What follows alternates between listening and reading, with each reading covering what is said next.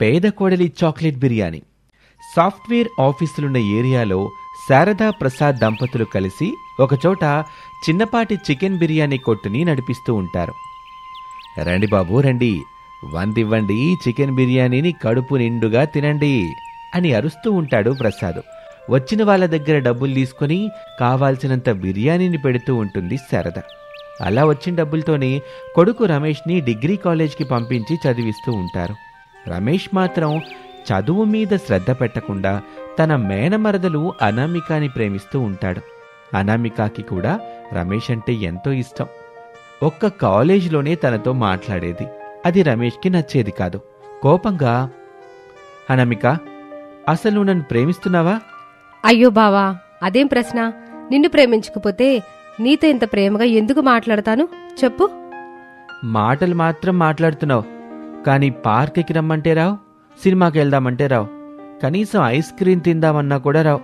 ఏమైనా అంటే పనుంది ఇంటికి వెళ్ళాలి బావా, అమ్మ వాళ్ళకి ఏమాత్రం డౌట్ రావద్దు అని చెప్తావు. ఎప్పటికీ రానని చెప్పడం లేదు కదా బావా, ఇప్పుడు మాత్రం వీలు కాదు. పెళ్లి తర్వాత నీ ఇష్టం, ఎక్కడికి తీసుకెళ్తే అక్కడికి వస్తాను, ఎక్కడికని కూడా అడగను, సరేనా? ఇప్పుడు మాత్రం అమ్మచాట ఆడపిల్లనే, నాన్నకి ప్రాణమైన తన అమ్మనే. పెళ్లి తర్వాత నువ్వే జీవితం అని బతికి నీ భార్యని, నీ ప్రేయసిని, నీ మహారాణిని అని అనామిక చెప్పిన మాటలకి రమేష్ చాలా మురిసిపోతాడు. అను, చాలా బాగా చెప్పావు, ఐ లవ్ యూ. మరి నేను వెళ్ళనా? వెళ్ళను అని రమేష్ ఇష్టంగా చెప్పగానే అనామిక కాలేజ్ నుంచి ఆటోలో బయలుదేరి, సారీ బావా, ఇంటికెళ్తున్నానని నీతో, కాలేజ్కి వెళ్తున్నానని అమ్మ వాళ్లతో అబద్ధం చెప్పి నేను నా మేనత్త శారదా బిర్యానీ కొట్లో పనిచేయడానికి వెళ్తున్నాను. నీకు నచ్చినట్టుగా అత్తమామలకు కూడా నేను నచ్చాలి కదా, అందుకే ఈ ప్రయత్నం. నేను ఈ ప్రయత్నంలో విజయం సాధించాలని కోరుకో బావా అని తనలో తాను అనుకుంటుంది. కొంత సమయం తర్వాత శారద బిర్యానీ కొట్టు దగ్గర ఆటో ఆగింది. డబ్బులిచ్చేసి పని చేయటానికి బిర్యానీ కొట్టు దగ్గరికి వచ్చింది అనామిక. శారదకి తెలీదు అనామిక తన మేనకోడలే అని. కానీ అనామికకి తెలుసు శారద తన మేనత్త అని. కానీ అలా పిలవకుండా మేడం అంటూ అమ్మగారంటూ పిలుస్తూ ఉంటుంది. నమస్తే మేడం. పెట్టి నమస్తే చాలా అనామిక. వెళ్ళి ఉల్లిపాయలు లెమన్స్ కట్ చేసి ఒక ప్లేట్లో పెట్టు, లంచ్ టైం అవుతుందిగా, తినడానికి వస్తారుగా. అలాగే అమ్మగారు అని అనామిక ఉల్లిపాయలు కట్ చేస్తూ ఉంటుంది. సమయం గడుస్తున్న కొద్దీ బిర్యానీ తింటున్న వాళ్ల సంఖ్య పెరిగిపోతూ ఉండటంతో శారద బిర్యానీ కొట్టు బాగా నడుస్తూ ఉంటుంది. అనామిక బిర్యానీ కొట్టులో చలాకీగా పనిచేయటం చూసి, యావండి, అనామికని మన ఇంటి కోడలుగా చేసుకుందామా? బిర్యానీ కొట్లో మనకి సాయం చేస్తుంది కదా అని కోడలుగా చేసేసుకుంటావా ఏంటి? బిర్యానీ కొట్లో మనకి సహాయం చేస్తుందని కాదండి, మన కోడలుగా చేసుకుందాం అని చెప్పింది. కలన్న ముఖం, పైగా కలిసిపోయే తత్వం.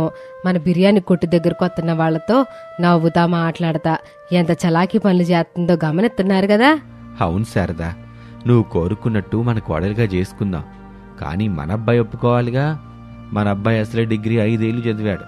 ఈ విషయం తెలిస్తే అసలు అనామిక పెళ్లి చేసుకుంటుందా అది చెప్పు అని మాట్లాడుకుంటూ ఉండగా అనామిక వాళ్ళ దగ్గరికి వస్తుంది. మేడం, సాయంత్రం 4 గంటలు అవుతుంది, నేను ఇంటికి వెళ్తాను. సర్లే అనామిక, ఇదిగో ఈరోజు చేసిన డబ్బులు తీసుకో అని శారద డబ్బులిస్తూ ఉండగా అనామిక ఆ డబ్బులు తీసుకోకుండా, నేను ముందే చెప్పాను కదా మేడం, ఇప్పుడు నాకు డబ్బులు అవసరం లేదు అని. ఉన్నప్పుడు అడుగుతాను, అప్పుడు మొత్తం ఒకేసారి ఇవ్వండి. అట్టా కదమ్మాయే, నువ్వు అడిగినప్పుడు నా దగ్గర డబ్బులు లేకపోతే ఎట్టాగా? ఏం కాలేదులే మేడం, ఇక నేను వెళ్తాను అని చెప్పేసి అనామిక అక్కడి నుంచి వెళ్ళిపోతుంది. అలా రోజులు గడుస్తూ ఉంటాయి. ఓ రోజున అనామిక రమేష్లు పార్కులో కూర్చొని మాట్లాడుకుంటూ ఉంటారు. బావా, రేపు మన ఇద్దరి బర్త్డే కదా? అవునను, బావ మరదలు బర్త్డే ఒకే రోజున రావటం అనేది చాలా లక్కీ కదా. చాలా అంటే చాలా లక్కీ బావా. మరి నాకేం గిఫ్ట్ ఇస్తున్నావు? ఇంతకీ నువ్వు నాకేమిస్తున్నావు ముందు అది చెప్పు బావా. నేను ఇచ్చే గిఫ్ట్ చెప్పేది కాదను, చేతల్లో చూపించేది. రేపు చూపిస్తాను. అబ్బా బావా, నేను కూడా అదే చెప్పాలని మనసులో అనుకున్నాను, నువ్వు బయటకు చెప్పేశావు. నా మనసులోని మాట నీకెలా తెలుస్తుంది బావా? మరి అదే బావా మరదలి ప్రేమంటే. చెప్పు బావా, రేపు ఎక్కడికి వెళ్దాం? ఎక్కడికి వెళ్ళొద్దను, నువ్వు మీ అమ్మా నాన్నలతో నీ బర్త్డేని సెలబ్రేట్ చేసుకో, నేను మా అమ్మా నాన్నలతో నా బర్త్డేని సెలబ్రేట్ చేసుకుంటాను. వావ్ బావా, నీ ఆలోచన నాకు బాగా నచ్చింది అని వాళ్ళిద్దరూ మాట్లాడుకుంటూ అలా సాయంత్రం వరకు ఉంటారు. 2-3 ఐస్ క్రీములు తింటారు, పల్లీలు తింటారు. చీకటి పడుతూ ఉండగా ప్రేమగా ఇష్టంగా కౌలించుకొని ఎవరింటికి వాళ్ళ ఆ పార్క్ నుంచి వెళ్ళిపోతారు. రమేష్ బైక్ మీద తన ఇంటి వైపు వెళ్తూ, అను, రేపు నేను ఇచ్చే నీ బర్త్డే గిఫ్ట్ని ఎప్పటికీ మర్చిపో. మనం బ్రతికినంతకాలం ఆ గిఫ్ట్ని నువ్వు గుర్తుపెట్టుకుంటావు అని హుషారుగా ముందుకు వెళ్తూ ఉంటాడు. అనామిక ఆటోలో తన ఇంటికి వెళ్తూ, బావా, ఈ బర్త్డేని నువ్వెప్పటికీ మర్చిపోకుండా ఉండేలా నేను ఒక గిఫ్ట్ని రెడీ చేస్తున్నాను. రేపు తీసుకొచ్చి నీ కళ్ళ ముందు సడన్గా ఓపెన్ చేస్తాను. అప్పుడు నీ కళ్ళలో మెరిసే సంతోషాన్ని నేను చూడాలి అని అనుకుంటూ మురిసిపోతూ ఉంటుంది. ఇక ఆ రోజు రాత్రి రమేష్, శారద, ప్రసాద్ ముగ్గురు కూర్చొని బిర్యానీ తింటూ ఉన్నారు. బాబు రమేష్, రేపు నీ బర్త్డేరా? ఒక్క నా బర్త్డే మాత్రమేనా అమ్మా అని రమేష్ అడగగానే శారదా, ప్రసాద్ ఇద్దరూ ఒకరి ముఖాలు ఒకరు చూసుకుంటారు.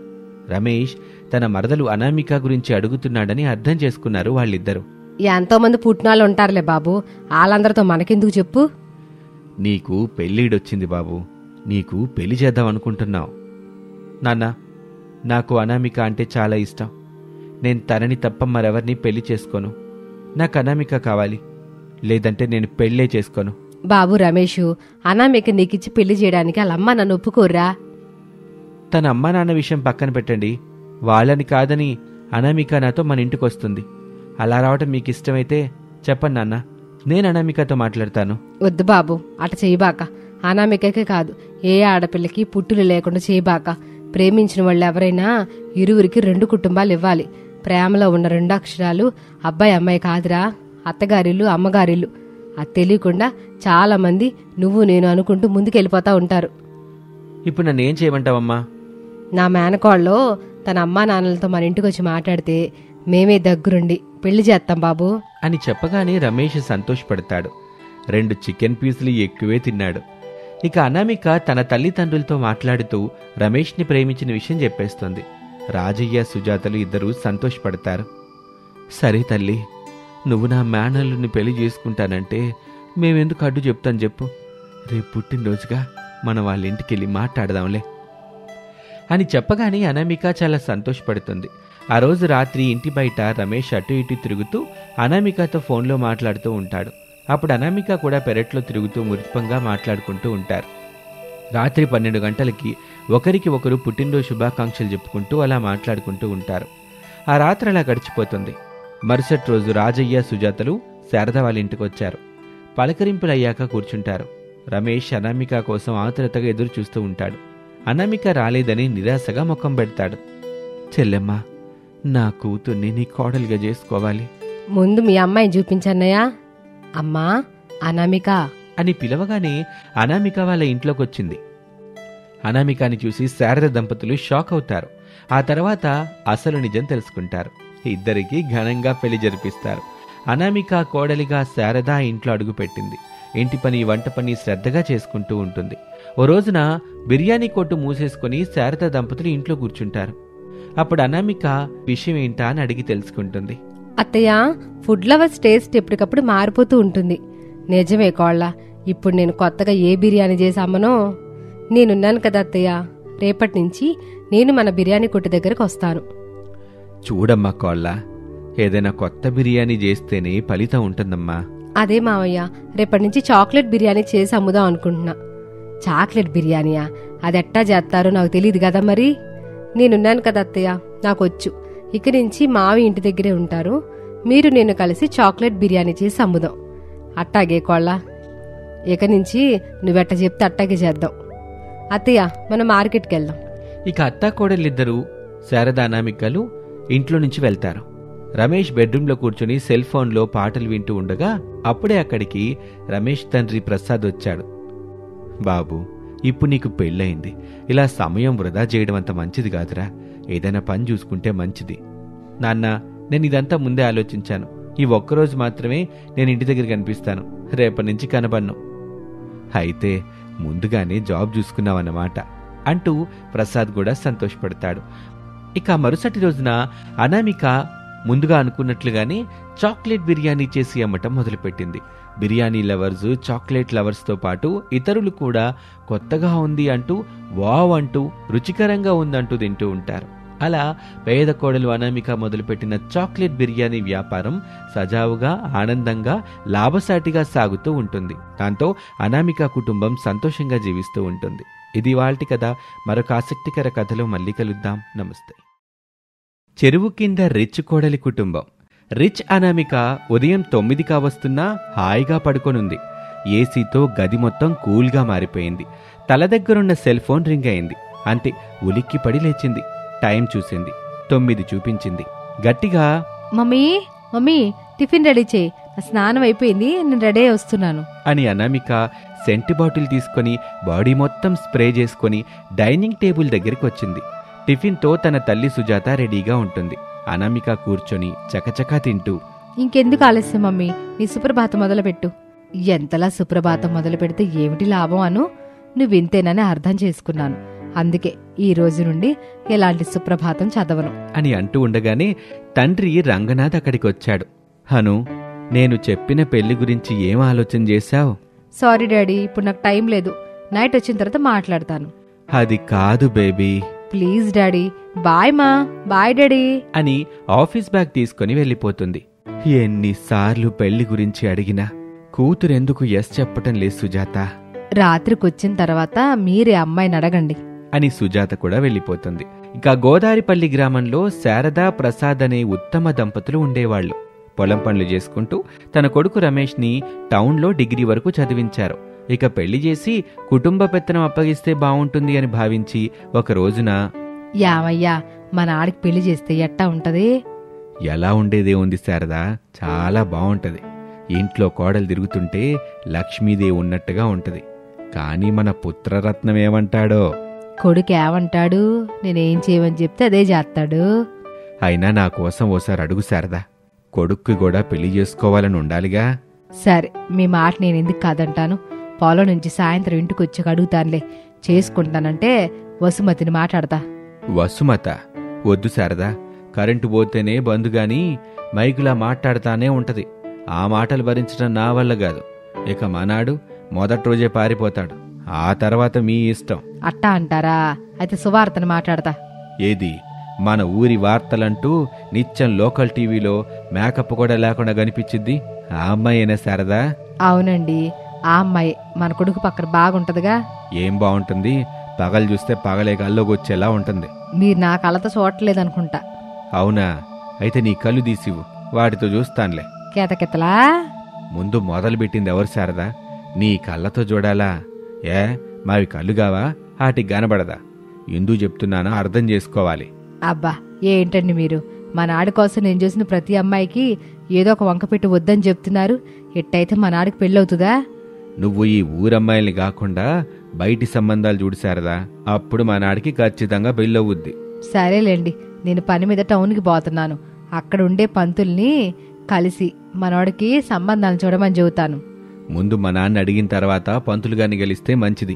సరే పదండి, మరి ఎద్దుల బండి కట్టండి, పొలం దగ్గరికి వెళ్దాం. ఇప్పుడే సిద్ధం చేస్తాను శారదా, నేను పిలిచాక బయటకు వచ్చేయి అని ప్రసాదు బయటకు వెళ్ళిపోతాడు.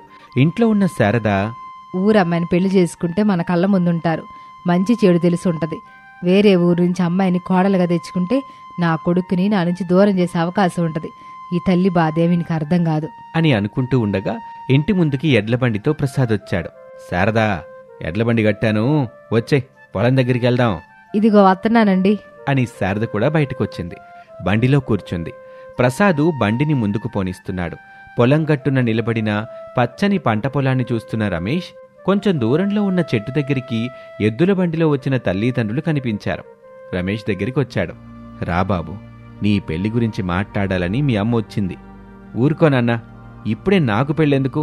నేనింకా సిటీకెళ్ళి చదువుకోవాలనుకుంటుంటే మీరు పెళ్ళంటున్నారు. ఏంటి బాబు, సిటీకెళ్ళి చదువుతావా? వద్దు, ఇక చదువొద్దు, ఏమొద్దు. ఒకవేళ అంతలా చదవాలని నువ్వు పట్టుబడితే టౌన్లో చదువుకో, అంతే తప్ప చదువు పేరుతో సిటీకి పంపించను. అలా అంటే ఎలా అమ్మా?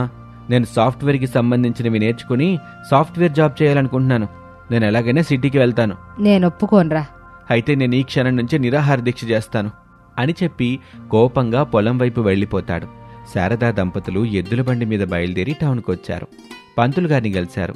కావాల్సిన పెళ్లి కూతురు గురించి చెప్పారు. పంతులు గారు కూడా సంతోషపడి కొంత డబ్బు తీసుకున్నారు. శారదా దంపతులు తిరుగు ప్రయాణమయ్యారు. ఇలా రోజులు గడుస్తున్నాయి. ఒక రాత్రివేళ చల్లని వాతావరణం. లాన్లో రంగనాథు, అనామిక కూర్చొని ఉన్నారు. ఇప్పుడు డాడీ, నాకెందుకు పదే పదే కల వస్తుంది? నేను ఒక చెరువు కింద ఇల్లు కట్టుకొని అందులో లగ్జరీగా ఉండడం ఏమిటి? కలలో వచ్చినట్టు జరగదు కదా బేబీ. కానీ నాకు జరిగితే బాగుంటుందనిపిస్తుంది డాడీ. అలా కాదు బేబీ ప్లీజ్ డాడీ, నాకు పెళ్లి చేసుకోవాలనిపించినప్పుడు నేనే మీకు చెప్తాను, ఓకేనా? అని అక్కడి నుంచి వెళ్ళిపోతుంది. కొన్ని రోజులకి రమేష్ నీరసంగా తయారయ్యాడు. ప్రసాదు శారద్తో మాట్లాడి ఒప్పించాడు. సరేనండి, చదువుకోవడానికి నేను ఒప్పుకుంటున్నా, కానీ పెళ్లి మాత్రం నేను చూపించిన అమ్మాయినే పెళ్లి చేసుకోవాలి. నాకు మాట ఇమ్మని చెప్పండి డాడీ. మీరు చూపించి నాకు నచ్చితేనే చేసుకుంటాను, లేదంటే లేదు సరే బాబు, నేను చూపించిన అమ్మాయిల్లో నీకు నచ్చిన అమ్మాయినే పెళ్లి చేసుకో అని శారద ఒప్పుకోగానే రమేష్ సిటీకి వచ్చేశాడు. హాస్టల్లో ఉంటూ కోచింగ్ తీసుకున్నాడు. 6 నెలల తర్వాత ఒక సాఫ్ట్వేర్ కంపెనీలో జాబ్కి జాయిన్ అయ్యాడు. అనామిక రమేష్కి ట్రైనర్ అయ్యింది. అలా ఇద్దరికీ మాటలు కలిశాయి. కొన్నాళ్ళకి మనసులు కలిశాయి. రమేష్ తన ఊరి వివరాలు చెప్పాడు. అనామిక సంతోషపడింది. నాకు రెగ్యులర్గా వస్తున్న కళ రమేష్ని పెళ్లి చేసుకోవడం వల్ల నిజమయ్యేలా ఉంది. రమేష్ని పెళ్లి చేసుకుంటాను అని నిర్ణయం తీసుకుని తన తల్లిదండ్రులకి చెప్పింది. వాళ్ళు ఒప్పుకున్నారు. రమేష్తో కారులో వచ్చి శారదా దంపతుల్ని కలుసుకుంది. విషయం చెప్పారు. శారద ఒప్పుకోలేదు. కోపంగా, బాబు రమేషు, నాకు అనామిక నచ్చలేదు, నువ్వు పెళ్లి చేసుకోబాక. ఒకవేళ నా మాట కాదని చేసుకుంటే నేను చచ్చిపోయినా నువ్వు రాబాక. అమ్మా, అంత మాట అనుకు. అనామికాని పెళ్లి చేసుకుని ఇక్కడే ఉంటాను, సిటీలో ఉండను, మీ కళ్ళ ముందే ఉంటాను. అవునత్తయ్య, మేం పెళ్లి చేసుకుని ఇక్కడే ఉంటాం, మీతోటే ఉంటాం. నాకిష్టం లేదు అమ్మాయిని పెళ్లి చేసుకుని నా ఇంట్లో ఉంటానని నేను ఒప్పుకోను. వేరే ఎక్కడైనా ఉండండి. వేరే వాళ్ళ ఇంట్లో కిరాయికి ఉండడం ఎందుకమ్మా? మన పొలం దగ్గరే గుడిసేసుకొని ఉంటానులే. పొలం దగ్గర కాకపోతే చెరువు దగ్గర వేసుకునుండు. చెరువు దగ్గర వీలు కాకపోతే చెరువు కింద ఇల్లు తవ్వుకొనుండు. నువ్వెక్కడుంటే నాకేంటి బాబు? అత్తయ్య, మీరు చెప్పినట్టు చెరువు కింద ఇల్లు కట్టుకుని ఉంటాం అని అనామిక చెప్పగానే శారదకి మరింత కోపం వస్తుంది. ఇద్దరినీ బయటకు నెట్టేసి తలుపేసేసుకుంటుంది. ఇక ఇద్దరు కారులో సిటీకి వచ్చారు. అనామిక తండ్రి రంగనాథ్ గుళ్ళో సింపుల్గా వాళ్ళిద్దరికీ పెళ్లి చేస్తాడు. ఆశీస్సుల కోసం శారద వాళ్ళ దగ్గరికి వచ్చారు. శారద కోపంగా తిట్టేసి లోపలికి వెళ్ళిపోతుంది. ప్రసాద్ మాత్రం మనసారా దీవిస్తాడు. రమేష్, అనామిక ఇద్దరూ చెరువు దగ్గరికొచ్చి తవ్వుకొని లోపల ఒక చక్కటి ఇంటిని కట్టుకున్నారు. కావాల్సిన ఖరీదైన వంట సామాన్లు తెచ్చుకుంటారు. Fridge, AC, bed, dining table ఇలా అన్నీ తెచ్చి ఆ ఇంట్లో పెట్టుకుంటారు. పగలంతా ఇద్దరూ పొలం పనులు చేసుకుని రాత్రికి చెరువు కింది ఇంట్లో ఉంటూ చక్కగా కాపురం చేసుకుంటూ ఉంటారు. ఒక రోజున ప్రసాద్ అక్కడికి వచ్చాడు. రండి మావయ్య, కూర్చోండి అని చెప్పగానే ప్రసాదు ఆ ఇంట్లో ఉన్న వసతులన్నీ చూసి ఎంతగానో సంతోషపడ్డాడు. ఇక్కడ మీకంతా బావుందా కోళ్ళ? బాగుంది మావయ్య, కాకపోతే మీరు అత్తయ్య లేరన్న దిగులు మాత్రం ఉంది. అవునాన్న, అమ్మకి మా మీద కోపం ఎప్పుడు పోతుందో ఏమో. పోయింది బాబు అని చెప్పగానే రమేష్, అనామికలు సంతోషపడ్డారు. నిజమా నాన్న? నిజమే చెప్తున్నాను బాబు, కాకపోతే కొంచెం బెట్టు చేస్తుంది. మీరో పాపనో బాబునో ఇస్తామని శుభవార్త చెప్తే పరుగునే ఇక్కడికి వచ్చుద్ది. మిమ్మల్ని ఆ ఇంటికి తీసుకెళ్ళుద్ది. నిన్ను మహారాజులా, కోడల్ని మహారాణిలా చూసుకుంటది అని చెప్పగానే అనామిక సిగ్గుపడుతూ, మీరు మాట్లాడుతూ ఉండండి, నేను టీ పెట్టుకొస్తాను అని ఆ పక్కనే ఉన్న గ్యాస్ పొయ్యి దగ్గరికి వెళ్ళింది. టీ పెడుతూ ఉంటుంది. రమేష్, ప్రసాదులు మాట్లాడుకుంటూ ఉంటారు. అనామిక టీ తీసుకొచ్చి ఇచ్చింది. సరే బాబు, జాగ్రత్తగా ఉండండి. చెరువు ప్రాంతంగా రాత్రిపూట అడవి పందులు పంట నాశనం చేయడానికి వస్తూ ఉంటాయి. ఎంత పెద్ద శబ్దం వచ్చినా ఒక్కడివి మాత్రం బయటికెళ్ళకో. ఒక్కడిని ఎలా పంపిస్తాను మావయ్య? పొలం గట్టున ఉన్న చెట్టుకి సీసీ కెమెరాస్ పెట్టాను. పైన ఏం జరుగుతుందో మేము ఇక్కడ చూస్తూ ఉండొచ్చు. చాలా మంచి పని చేశారు కోళ్ళ. దొంగలొచ్చినా పందులొచ్చినా ఏం జరిగినా కనిపించిద్దా అమ్మా అందులో? అవును మావయ్య, మీరు మా గురించి భయపడకండి, మేం బాగానే ఉంటాం అని చెప్పగానే ప్రసాద్ సంతోషపడుతూ అక్కడి నుంచి వెళ్ళిపోతాడు. అలా కొన్నేళ్లు గడుస్తాయి. హరీషు, భవ్యలు పుట్టారు. స్కూల్కి వెళ్తుంటే శారద మనసు అప్పుడు కరిగింది. పిల్లల్ని చూడ్డానికి వచ్చింది. అనామిక, రమేష్లు ఎంతగానో ఆనందపడతారు. ఇక అందరూ కలిసిమెలిసి ఆ చెరువు కింద ఇంట్లోని సంతోషంగా జీవిస్తూ ఉంటారు.